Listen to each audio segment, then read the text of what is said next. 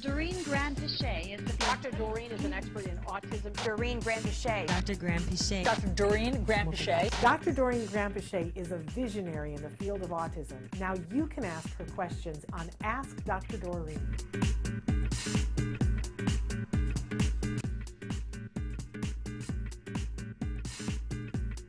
Hi, I want to ask Dr. Granpeesheh about my son who was diagnosed with autism at 31 months. We live in South Africa.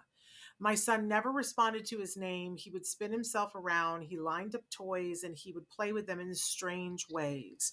My son would be distracted by the smallest sounds and would hate weird textures on his hands. He would also hate to be hugged and only had 2 words by the age of 3. My son just turned 5 and now I'm starting to question his diagnosis. He has been in ABA therapy, speech, and OT for 2 years. Now at 5, he loves going to the playground and playing with other kids. My son always manages to find a friend. His speech is still delayed, but I can have a conversation with him and I feel he will soon catch up to his peers. My son has never had a meltdown. He loves playing with dough and sand now, doesn't seem to have sensitivity to sounds anymore, and loves hugging his mom and I. He is completely different now. I just don't understand it. He is in mainstream and his teachers say he is a pleasure to have in class and he's super confident when answering questions. Do you feel that he might have been misdiagnosed? I love this question. I do too. This question. Yeah.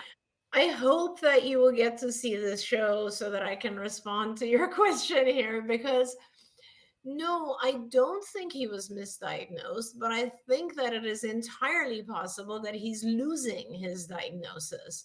And so what you describe is the most joyful parts of my life is when I meet a young child below the age of 3 who is, not responding to his name, engaged in a lot of self-stimulatory behaviors like spinning himself around, lining up his odd toys, playing with his toys in kind of odd ways, being distracted by the smallest sounds, being very sensory sensitive to textures, hating being hugged, which is another sensory issue, of course, and having only 2 words by the age of 3. You've now hit on the majority of the symptoms that describe autism. So that's awesome. And I don't think there was a mistake at that point, because if you have 2 words by the age of 3 and you're doing a lot of this stuff, I can assume that there were other things too. For instance, the child might have been very much isolated in his own engagement with toys and not really connected very much to society and all of that.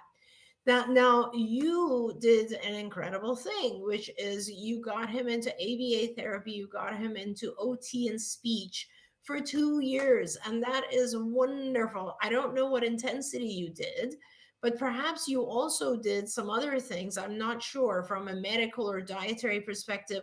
Whatever you did, it seemed to have worked.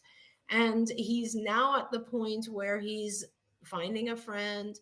His speech is a little delayed, so I would not discontinue his speech and ABA. I would focus on getting his language up to par before you let go of that. But it's awesome that you can have a conversation. It's wonderful that he's interacting with his peers. He's getting there.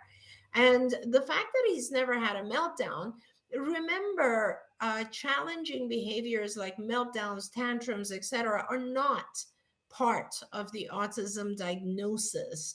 They're just a side effect of frustration. So whenever I have parents where, first of all, the child sounds like your child has been learning rapidly, right?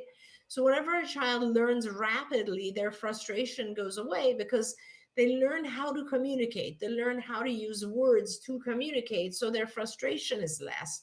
And it sounds like you are both maybe very involved, engaged parents. And that always also helps the child be less frustrated, because as parents, we often kind of predict what our kids want. So we make sure they're not frustrated. And so great. So they hardly ever have meltdowns, if any. And their behavior, they don't exhibit challenging behavior, right? So what it sounds like to me is that he's grown tremendously. He's acquired a lot of skills, which is wonderful. I'm not sure he's finished. So what I recommend to you is to get an evaluation done, because a lot of times parents will uh you'll see, like I've had cases where parents will, I recently had this case where I had recommended a certain amount of hours of ABA and speech. And it wasn't even a lot of hours, honestly. It was about 10 hours, which is really for the highest functioning child who's about to kind of be out of the whole thing and doesn't really need a lot. And the child started to do really, really well very quickly. And the parent decided to drop it down to 2 hours. And I didn't want them to, and I still am trying to convince them to increase it again, because there's still, even though the child is very social, there's still a lot of problems with articulation with this particular child I'm talking about, and I want to fix that before I stop the intensive work. And I want to recommend to you that you do an evaluation, get an idea of what areas your child might still benefit from some intensive teaching, because that's all you're doing. You're doing ABA, you're doing speech, OT. These are luxuries in the sense that they're tutoring. You're giving your child the one-to-one opportunity to catch up. So figure out what other areas there might be.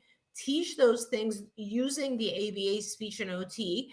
And it sounds like you will get to a point where your child no longer has the symptoms of autism. And that's really important, is that they won't have the symptoms anymore.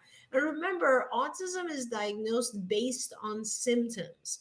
So you may have a certain set of symptoms today, you won't have them 3 years later.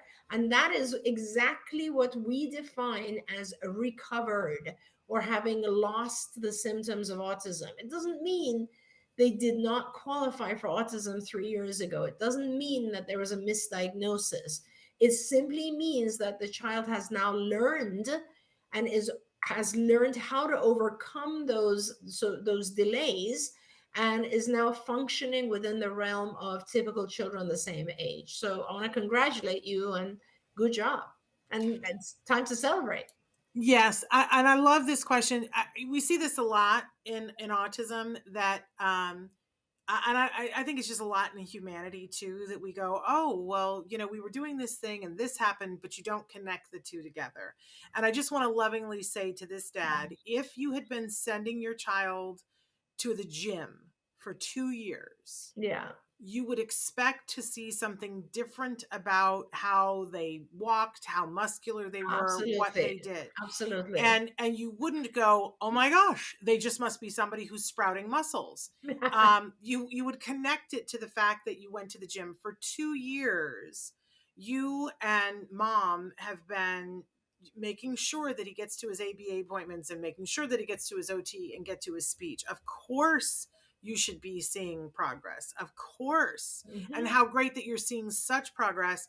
As Dr. Granpeesheh said, you're getting it done. But I do see parents all the time, Dr. Granpeesheh, and heaven knows I'm guilty in other areas. I wasn't that way with ABA, because when I saw that ABA was working, I just wanted as much as I could get. I wanted to understand it and make sure that I could do it when we were done.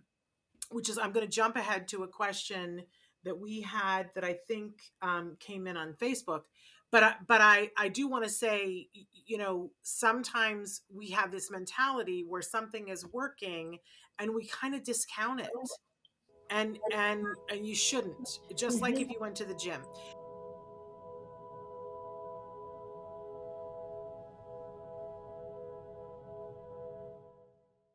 If you found anything helpful in this video, please give us a like. In fact, make sure that you smash that subscribe button on YouTube and give us a like on Facebook.